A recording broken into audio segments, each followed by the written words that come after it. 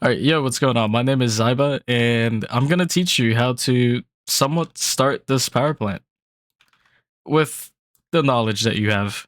All right, so the first thing you're gonna want to do when setting up this power plant is go to your mine shaft drills and check the coal per second rate. Because the amount of coal you make per second, you don't want to put the entire amount, because if this drill stops to changes the drill heads or anything slows down for a quick second, then you run out of coal and your entire system shuts down. So the number is important because it determines how much fuel your plant can use safely without running out of coal. So you want a surplus. Okay? So you're always going to want to set your plant to use slightly less coal than what you produce.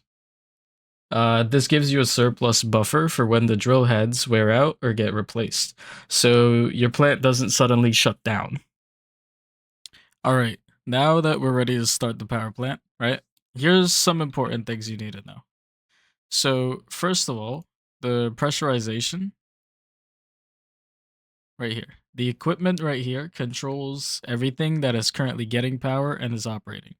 If everything's off, then everything's going to stay off. First thing we want to do is enable idle system.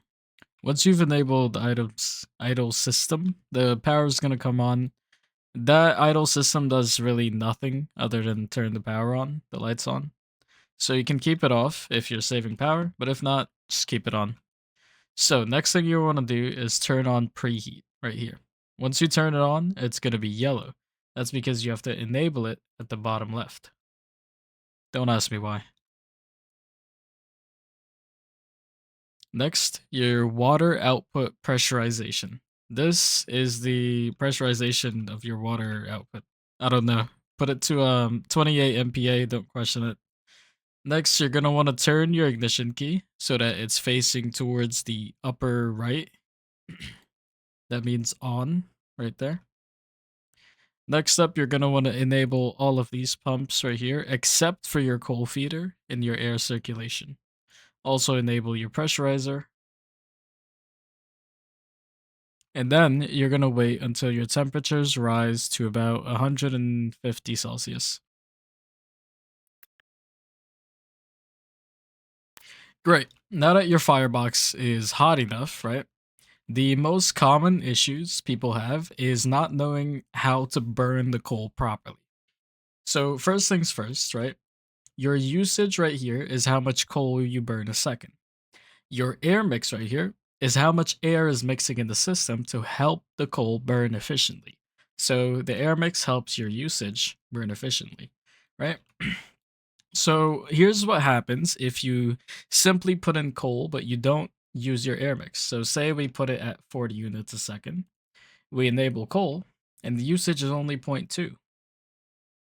So we can turn off the coal feeder now because we're done feeding. And as you can see, there's 5.3 sitting inside of the firebox. The reason being is that coal simply isn't burning. There's no fire in there or anything. The ignition is green, but nothing's igniting. So watch what happens when I enable the air circulation now, and I give it some air. Now there's fire in there, and the usage is back to 0. But if I enable the coal feeder while having air in the system, just like so, air pump, this control right here, you can see there's fire in there. But not only is there fire in there, our temperature is rising, our pressure is rising, and everything is raising.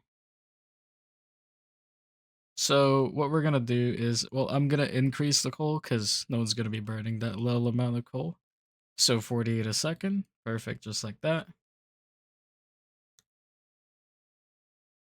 And then as you can see, the air mix, you don't want it at 100%, and you also don't want it at under 50%. You'll see what happens. If it gets too low, then your usage will start to decrease and it won't burn properly. And if it gets too high, it'll decrease and it won't burn properly. When your temperature reaches around 420 Celsius is normally when you want to just take your central valve right here and set this to open. So 100%. If your pressure right here gets above 10 MPa or 11 MPa, you can open the exhaust pump right here, and this will start exhausting pressure out.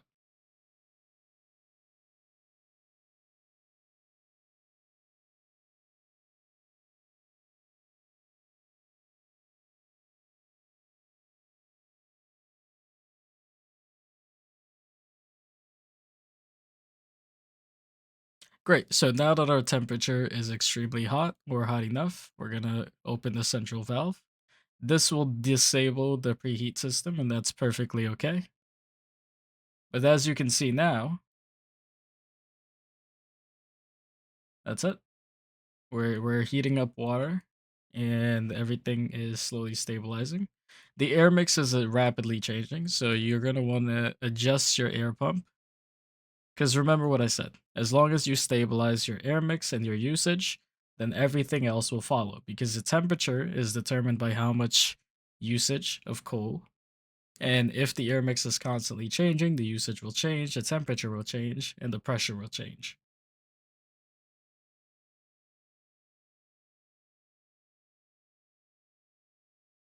So as you can see, I'm decreasing my air pump more all the way down to near 50%. And doing so is increasing my pressure by a lot, which is really good.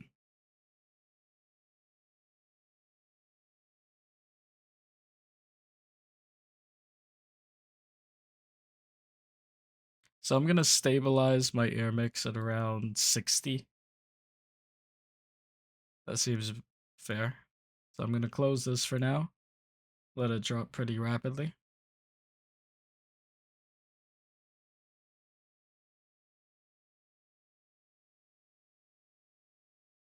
Actually, this is fine.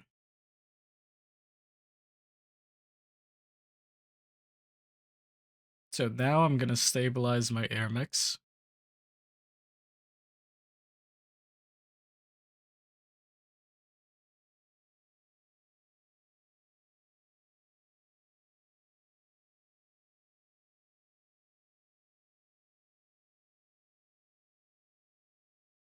One thing you're going to want to do as well to help your stabilization process is open your exhaust from between 5% to 15%. So for me, I'm going to do 5%. And the pressure's still rising pretty fast, so I'm going to go up to 10% now.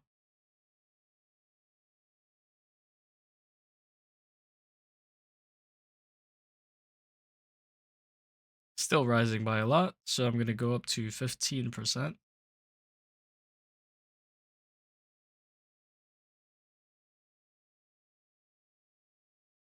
And now my air mix is increasing, so I'm going to decrease my air pump.